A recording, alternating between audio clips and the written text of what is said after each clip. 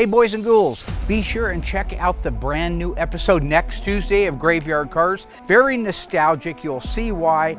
I am also going to teach you about the difference between a high and a low impact. Graveyard Carz, next Tuesday, 7 p.m. Eastern. Don't miss it.